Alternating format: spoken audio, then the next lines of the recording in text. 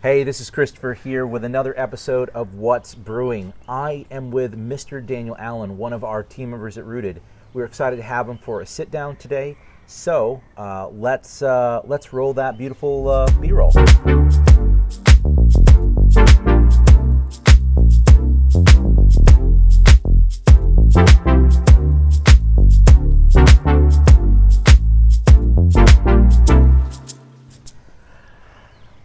Well, Daniel, glad you're here. Thanks for taking time out of your schedule. Yeah, absolutely. It helps if I mean, you dictate my schedule. So you say be here, I'll be here. That's how it works, folks. When you want an interview, you just say you're going to be at my house. That's it. So, Dan, tell us a little bit about what you do for Rooted Consulting.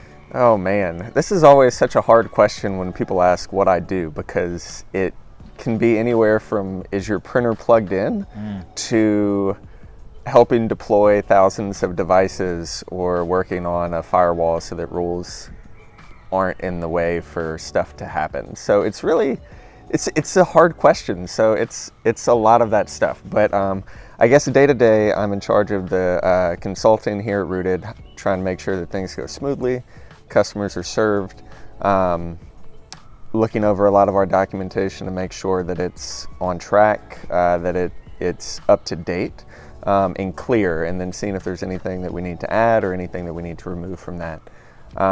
So I guess, again, hard question because it encompasses a lot, but I guess that's kind of a good overview of how it goes. Yeah, it's a lot of work being a consultant. I think that word, I guess the old joke is no one knows what we do. That's why we can charge so much, right? Pretty much.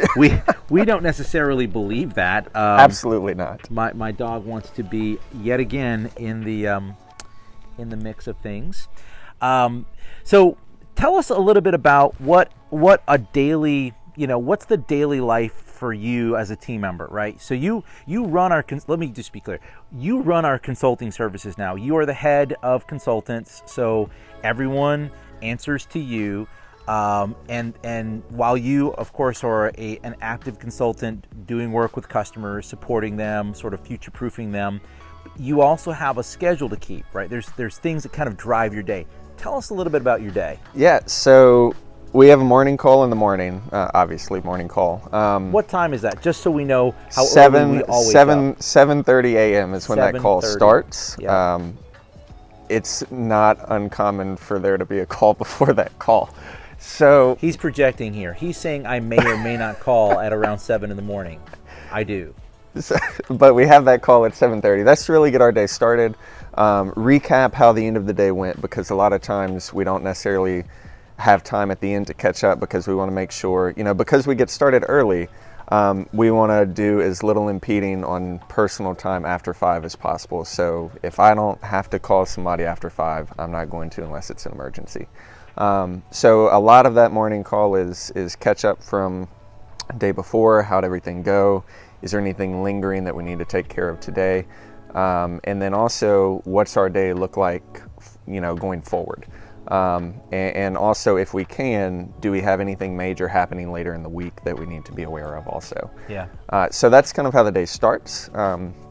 From there, we jump in, make sure that there's, nothing on fire. Somebody sends in a ticket at 7 p.m. saying their server imploded or something like that.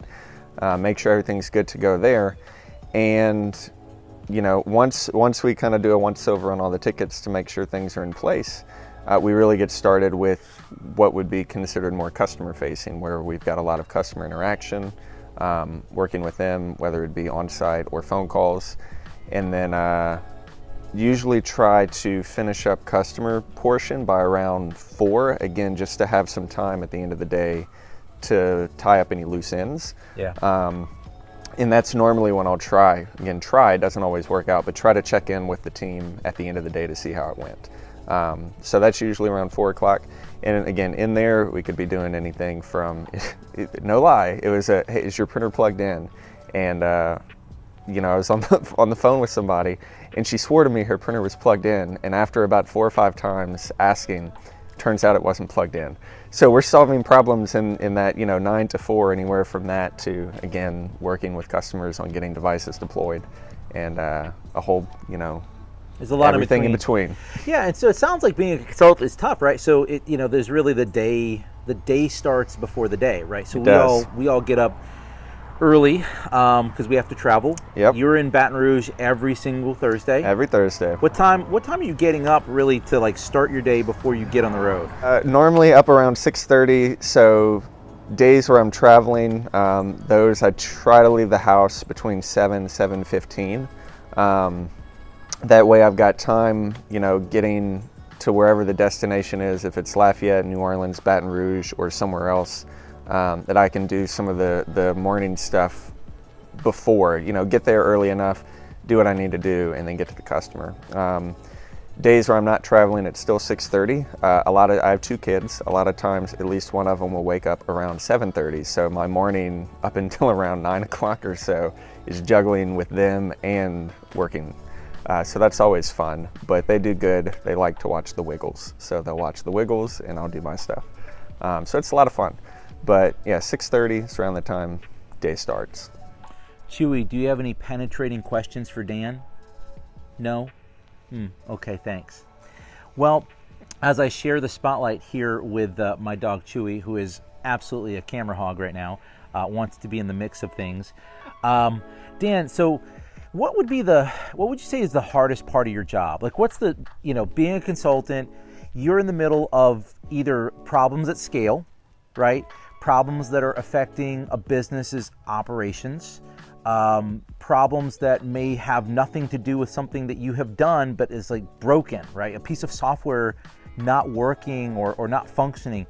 There's a lot of emotion tied to those scenarios, right? There's just a lot that's going on there. What's the toughest thing that you've run into? What is the toughest thing in general that you feel like your job requires you to do?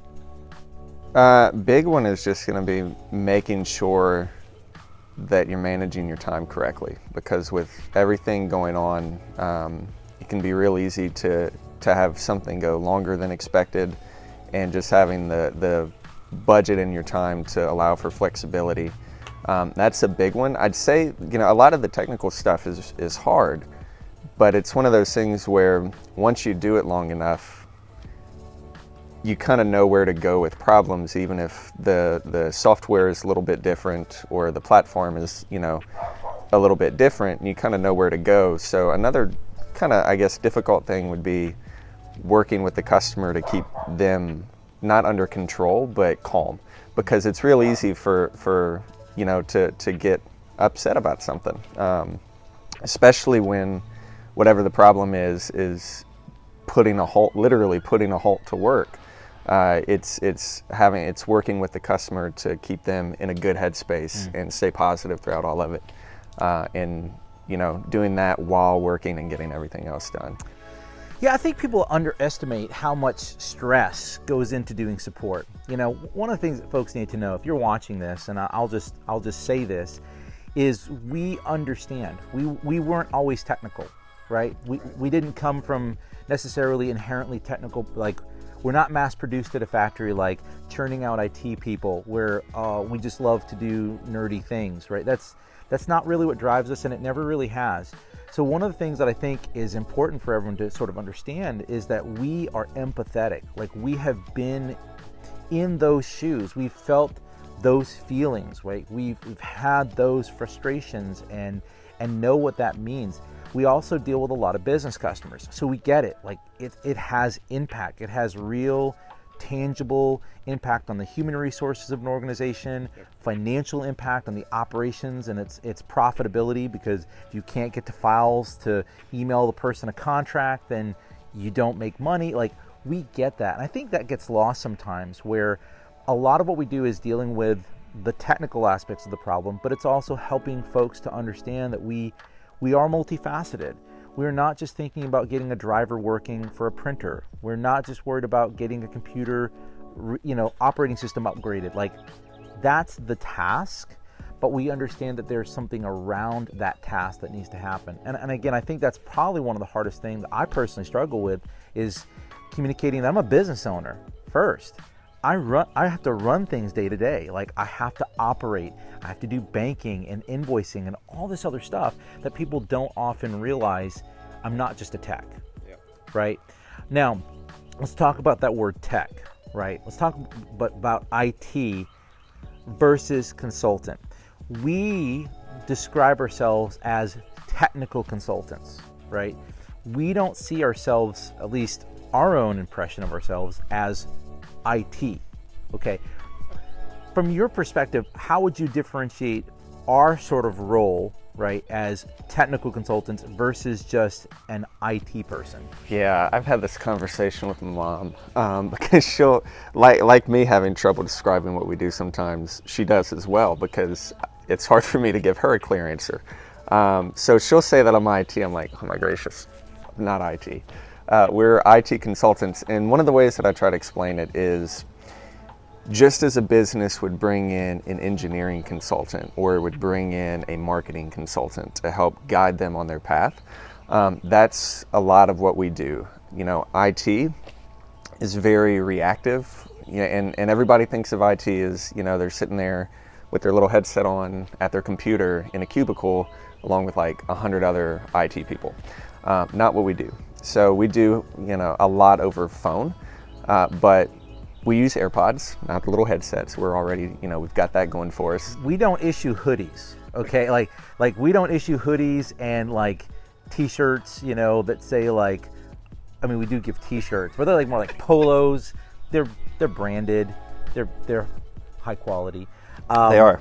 But we're not just sitting there waiting for problems to happen. No, being the consulting side of it, that's what makes it fun, because beyond solving problems, you get to help customers put things in place so that there aren't problems to solve later. And isn't that the difference, Dan? We're not just considering the immediate need. We're thinking about 2 and 3 steps like down the road. We're not just thinking, oh, we've gotten past this immediate troubleshooting step. We're thinking, okay, if we deploy this or if we do this thing, this is where you're going to be at in a few months, right? So maybe consider this or that.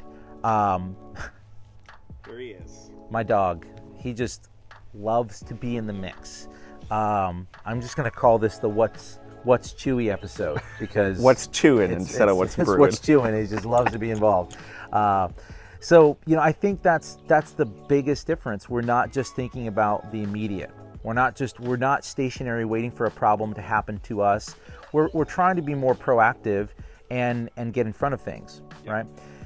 So that leads to another question, right? And you know, just a couple more questions and we'll wrap up our time together. Would you say that, you know, from your perspective, what we do has made our customers better? Oh, absolutely. If we're doing our job, it does. Just recently, I was at a customer's helping them with a deployment, and he was so excited when I was saying, hey, here's what we can do, and he was just blown away. And he mentioned it over and over again that we were helping him solve all these issues that he doesn't have time for. And because of that, it helps him to be more productive because it's not something that he has to worry about. Right. So yeah, a lot of what we do as consultants is almost not even IT related. It's helping them get in a better spot as far as like purchasing product, getting them set up with vendors, so that whenever it's time to refresh, it's a lot less stressful. There's not as many questions. So it makes them, better in the sense that they don't have as much to worry about. Right. So yeah, absolutely. If we're doing our job well, then our customers are in a better spot. Yeah. I think another thing that we all wrestle with is we're very committed to our customers. We think that, we don't just say that, you work with me and sort of for me as the business owner. Would you say that we are extremely customer centric in our approach? Would you say that their well-being is our highest concern, often to, I don't want to say our detriment because I don't want to be dramatic, but like we're not thinking, oh, that's inconvenient for me, so I won't do it, right? Would you say that we are very customer focused? Oh yeah.